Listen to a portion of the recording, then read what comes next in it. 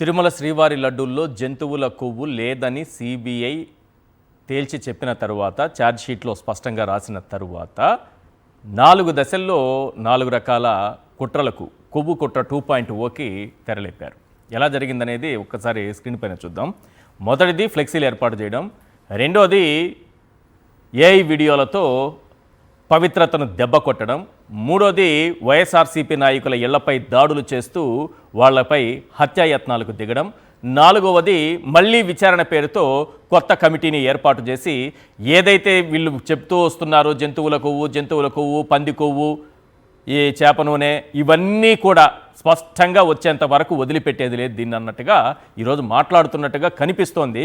పయ్యావుల కేశవ్ గారు ఏమన్నారు చూడండి. వాళ్ళు ఎవరిపైన అయితే ఆరోపణలు చేశారు, వైవి సుబ్బారెడ్డి, కరుణాకర్ రెడ్డి, అందరి పేర్లు మళ్ళీ రావడం కోసం కొత్తగా మళ్ళీ ఇంకో కమిటీ వేస్తామన్నట్టుగా మాట్లాడుతున్నట్టుగా అనిపిస్తోంది. ఒకసారి పయ్యావుల కేశవ్ గారు ఏమన్నారు వినిపించండి సార్. వీళ్ళందరూ నేరస్తులుగానే భావించాలి. శ్రీవారికి అపచారం చేసినటువంటి సంఘటనలో ఈ నేతలందరూ కూడా సుబ్బారెడ్డి గారి దగ్గర నుంచి, ధర్మారెడ్డి గారి దగ్గర నుంచి, సింగాల్ గారి దగ్గర నుంచి కింది స్థాయి కమిటీలో ఉన్నటువంటి వీళ్ళందరి మీద చర్యలు తీసుకోమని ఏదైతే రిపోర్ట్ నివేదిక ఇచ్చిందో వీళ్ళని నేరస్తులుగానే పరిగణించమని ఈరోజు భావించడం జరిగింది. రెండవది అడ్మినిస్ట్రేటివ్గా ఇంకా ఏమన్నా ల్యాప్సెస్ ఉన్నాయా అనేటువంటిది తేల్చడం కోసం ప్రభుత్వం ఒక కమిటీని వేయడం జరుగుతుంది. Very short tenure committee. ఎంత టైం ఫ్రేమ్ అనేది ఇంకా చెప్పలేదు, గౌరవ ముఖ్యమంత్రి గారు డిసైడ్ చేసి చెప్తారు. రోజుల 2 వారాల ఎట్లా అనేటువంటిది షార్ట్ టెన్యూర్లో. ఎందుకనంటే ప్రతి ఒక్కరికి వినే అవకాశం ఇవ్వాలి. వాళ్ళ మీద ఏదైనా ఇవాళ వాళ్ళు క్లియర్ కట్గా ఇవాళ ఇక్కడ చర్యలు తీసుకోండి అని చెప్పినా కూడా we want to be vengeance attitude అనేటువంటిది కాదు. వాళ్ళకి ఏదన్నా చెప్పుకునేటువంటి అవకాశం ఉంటే కూడా చెప్పే అవకాశాన్ని ఇవ్వాలి అనేటువంటి దాంతో ఈ కమిటీ వేసి తదుపరి చర్యలు తీసుకోవడం జరుగుతుంది. ఒకటి వెంకటరెడ్డి గారు, లడ్డూ ఇష్యూలో జంతువుల కొవ్వులు పూశారని మీరు చాలా ఆరోపణలు వస్తే అమ్మయ్య అలాంటిది ఏం జరగలేదు, సిబిఐ తేల్చింది అని శ్రీవారి భక్తులు కూడా ఊపిరి పీల్చుకుంటే ఎట్టి పరిస్థితుల్లో వదిలిపెట్టేది లేదు. వైఎస్ఆర్సీపీని టార్గెట్ చేయాల్సిందే. జంతువుల కొవ్వో, పంది కొవ్వో, ఫిష్ ఆయిలో ఏదో ఒకటి దాంట్లో ఉన్నట్టుగా తేలాల్సిందే అన్నట్టుగా ఇప్పుడు మళ్ళీ విచారణ కమిటీ వేస్తారట. ఏం చెప్తారు? ఈశ్వర్ గారు, ముందుగా మీకు ప్యానల్లో ఉన్న అందరికీ అట్లానే సాక్షి టీవీ ప్రేక్షకులందరికీ నమస్కారాలు.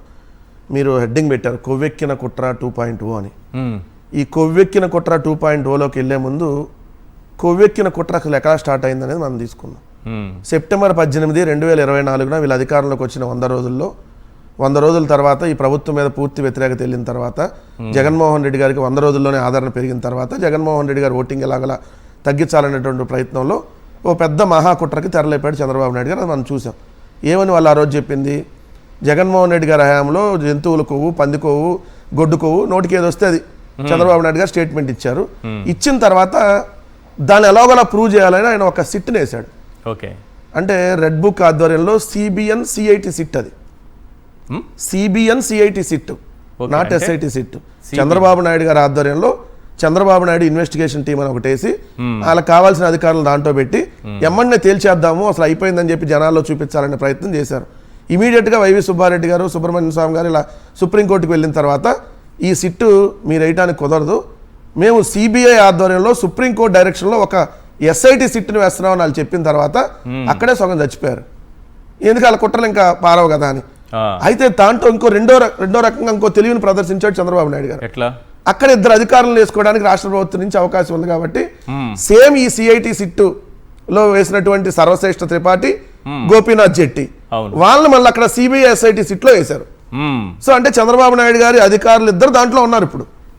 సో దాన్ని 16 నెలలుగా వాళ్ళు దాదాపుగా దీన్ని ఏదైతే స్టడీ చేసి మొత్తం విచారణ చేసి అందరినీ జంతువుల కొవ్వు కలవలేదు, no animal fat in laddu అని వాళ్ళు ఇచ్చారు. ఇచ్చి వాళ్ళు కల్తీ నెయ్యి కలిసింది అనేది ఇచ్చారు. ఏది CBI సిట్ ఏమి ఇచ్చారు? కల్తీ నెయ్యి కూడా ఎప్పుడు కలిసిందని ఇచ్చారు? జూలై 6, 2024లో చంద్రబాబు నాయుడు గారు ముఖ్యమంత్రిగా ఉన్నప్పుడు తీసుకున్నటువంటి 2 ట్యాంకర్లు, జూలై 12 చంద్రబాబు నాయుడు గారు ముఖ్యమంత్రిగా ఉన్నప్పుడు AR డైరీ నుంచి వచ్చిన 2 ట్యాంకర్లు రిజెక్ట్ చేసి పంపించాము. రిజెక్ట్ చేసి పంపించిన తర్వాత ఆగస్టులో మళ్ళీ అదే AR డైరీ నుంచి రిజెక్ట్ చేసినటువంటి ఏదైతే ఆవు నెయ్యి ట్యాంకర్లు వైష్ణవి డైరీ ద్వారా పంపించారు. దాన్ని TTD చెక్ చేయకుండానే ఏదైతే వాడింది సో దీంట్లో జంతువుల కొవ్వు లేదు కానీ కల్తీ నెయ్యి ఉందని ఇచ్చారు. ఓకే, అంటే కల్తీ నెయ్యి లోడ్ వచ్చింది ఎవరి హయాంలో? చంద్రబాబు నాయుడు గారి హయాంలో. అవును. ఏదైతే వాళ్ళు రిజెక్ట్ చేసి మళ్ళీ వాడింది ఎవరి హయాంలో? చంద్రబాబు నాయుడు గారి హయాంలో. అయితే వీళ్ళు కల్తీ కలిస్తే అది ఎవరు నెయ్యి కలిసినట్టు? చంద్రబాబు నాయుడు గారి హయాంలో ఉద్దేశపూర్వకంగా కావాలని వాళ్ళు దాన్ని రిజెక్ట్ చేసిన ట్యాంకర్లు వాడారని అర్థం కదా. అంటే ఇప్పుడు కల్తీ ఒకవేళ కలిస్తే ఎవరిది? చంద్రబాబు నాయుడు గారు దానికి దోషి.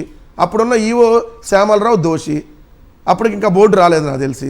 ఓకే. సో మొత్తం దోషులు వాళ్ళే కదా.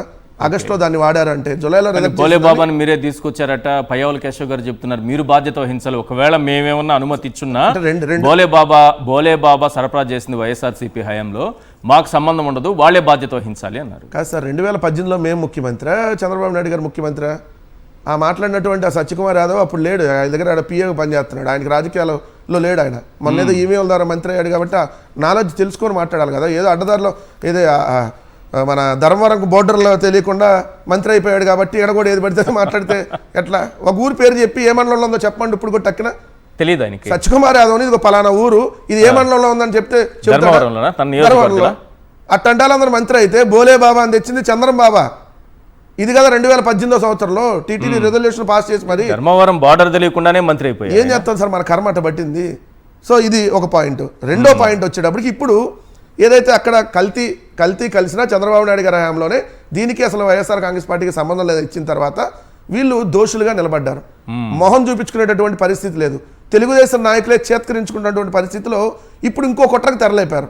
ఆ కుట్రకు తెరలేపి వైవి సుబ్బారెడ్డి గారిని టార్గెట్గా వాళ్ళు పత్రికలు రాశారు. రాసి రమ్మట్నే ఈరోజు మీరు చూడండి కేబినెట్ సమావేశంలో క్లియర్గా వాళ్ళు పొద్దున్న ఉండి వైవిని వదిలేస్తారా అని హెడ్డింగ్లు పెట్టారు. అంటే కొవ్వెక్కిన కుట్ర 2.0లో ఏదైతే వైఎస్ఆర్ కాంగ్రెస్ పార్టీ నాయకులు కొంతమందిని అరెస్ట్ చేయించాలనేటటువంటి ఒక కుట్రకి తెరలేకపోతున్నారని స్పష్టంగా కనపడుతుంది. ఇప్పుడు చంద్రబాబు నాయుడు గారు సమాధానం చెప్పాల్సిందేంటి? సిబిఐ వేసినటువంటి సిట్టు ఇది బాగా రిపోర్ట్ ఇవ్వలేదు, వాళ్ళు గొడ్డు కొవ్వు ఎంత ఉందని, దున్నపోతు కొవ్వు ఎంత ఉందని, చేప నూనె ఎంత ఉందని ఇవ్వలేదు. ఇప్పుడు సిబిఐ ఆధ్వర్యంలో సిఐటి సిట్ను వేసి గొడ్డుకో 30%, ఇంకో లేదంటే ఒక దున్నపోతుకో ఒక 20%, లేదంటే మీరు అన్నట్టుగా రసాయనాలు ఇంకో 30% ఇట్లా రిపోర్ట్ ఇవ్వాలని డిసైడ్ అయినట్టుగా ఇది కనపడతా ఉంది. అంతే 140 కోట్ల హిందువుల మనోభావాలు పూర్తిగా దెబ్బతివ్వాలి. ఏమంటాడంటే పయ్యావుల కేసు మాట అన్నాడు, సిబిఐలు అంట జంతువులకోవని చెప్తే భక్తుల మనోభావాలు దెబ్బతినిపోతాయని చెప్పలేదంట. మరి వాళ్ళకున్న బుద్ధి నీకెందుకు లేదంటున్నా? ఏంటి వాళ్ళకున్న బుద్ధి నీకు ఉండాలి కదా. ఆయన ముఖ్యమంత్రి కదండి, ఏదైనా ఉంటే కాదండి. భక్తుల మనోభావాలు దెబ్బతింటే మీకు తెలియదా? మాట్లాడేటప్పుడు సిబిఐలకు తెలిసిందంట, వీళ్ళకి తెలియలేదంట. అందుకని సిబిఐలు ఇవ్వలేదంట. అంటే నోటికి ఏది వస్తే అది రిపోర్ట్ చదవరు. రిపోర్ట్ చదవకుండా మీరన్న దీనికి సంబంధించిన దాంట్లో క్లియర్గా వాళ్ళు చెప్పారు ఏమని. ఇక్కడ చూడండి సార్, మీకు ఈరోజు వాళ్ళకి సంబంధించిన దాంట్లోనే రసాయనాలు కలిసినాయి అని చెప్పి కొత్తదే హార్పిక్ కూడా కలిపారు. ఈయన టీటీడీ మెంబరు, ఇప్పుడు మాట్లాడే అతను జ్యోతుల్ నెహ్రూ ఇతని పేరు, ప్రస్తుతం టీటీడీ మెంబర్ గా ఉన్నాడు. ఓకే, ఏమనుకుంటున్నారు? అది నెయ్యి పదార్థం కల్తీ నెయ్యి అంటున్నారు. కల్తీ నెయ్యి కాదు సార్. ఇంకా మీకు ఘోరం డీప్ గా వెళ్ళినట్టయితే వాళ్ళు కలిపినటువంటిది, వాడినటువంటిది, మనం ఏదైతే బాత్రూములు కడుక్కోవడానికి ఉపయోగిస్తామో యాసిడ్, దాన్ని ఉపయోగించారు నెయ్యిగా కనపడడానికి, మార్పు రావడానికి అని చెప్పి. అంటే ఎంత నికృష్టమైనటువంటి పని అండి ఇది. ఎంత దారుణం చూడండి సార్. రాష్ట్ర ప్రజలకి మీరు పని ఏంది? ఇవి రాష్ట్ర ప్రజలందరికీ వినిపించాలి సార్. యాసిడ్ ఏంది? మనిషి జన్మలో ఎవడు ఇలా మాట్లాడలేదు సార్. ఏంది బాత్రూమ్ లో కడిగే యాసిడ్డా? నోటికి ఏది వస్తుంది? మొన్నదాకా కల్తీ నెయ్యి, రసాయనాలు, ఓ రోజు గొడ్డు కొవ్వు, ఓ రోజు పంది కొవ్వు, ఓ రోజు దున్నపోతు కొవ్వు, ఓ రోజు చేప నూనె, ఇంకో రోజు కల్తీ నెయ్యి, అసలు నెయ్యే లేదు.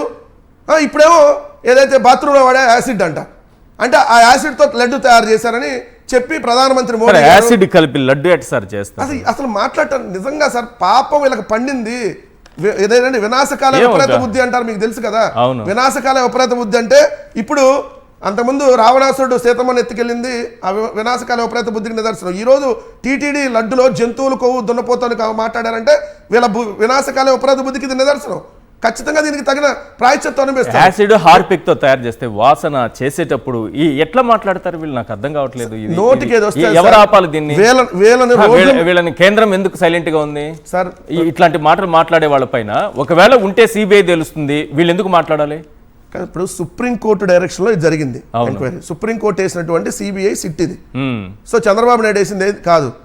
సో ఇప్పుడు వాళ్ళు నారా లోకేష్ అంతకుముందు ఏమి ఇచ్చాడు, ఇది ట్రూత్ ఎక్స్పోజ్ కాబోతా ఉంది, ఓకే. దీనికి తగిన మూల్యం చెల్లించుకోక తప్పదని చెప్పి ఆయన ఇచ్చినటువంటి స్టేట్మెంట్ చూడండి. Yes. The supreme court appointed SIT has expose the truth అని 10 నవంబర్ 2025 ఇచ్చాడు.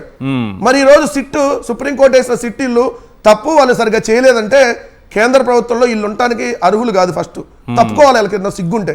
ఎందుకంటే సుప్రీంకోర్టుని గౌరవించట్లేదు, కేంద్ర ప్రభుత్వం వేసిన సిబిఐని గౌరవించట్లేదు. కాబట్టి కేంద్ర ప్రభుత్వం ఆధ్వర్యంలో పనిచేసే సిబిఐని వీళ్ళు ముందు తప్పుకోవాలి. రెండో పయ్యావల కేసు పక్కన కూర్చుంది ఎవరు, ఏదైతే పార్థసారథి, అవును. ఆయన అప్పుడు కొనుగోలు కమిటీలో మెంబరు, ఆయన విచారించలేదు కదా, కొనుగోలు కమిటీలో మెంబరు, పర్చేజింగ్ కమిటీలో. అంటే ఆయన ఏం చెప్పదలుచుకున్నాడు అంటే అసలు వీళ్ళకి అసలు కనీసం కొద్ది కూడా బుద్ధి జ్ఞానం లేకుండా వ్యవహరిస్తున్నట్టుగా కనపట్టలేదా? ఇప్పుడు అర్జెంటుగా చూడండి, ఇవాళ క్యాబినెట్ భేటీ అంట. మొన్న క్యాబినెట్ భేటీ రోజు పవన్ కళ్యాణ్ అక్కడికి వెళ్ళాడు, లేదా అమిత్ షా దగ్గరికి. ఎందుకు వెళ్ళాడు?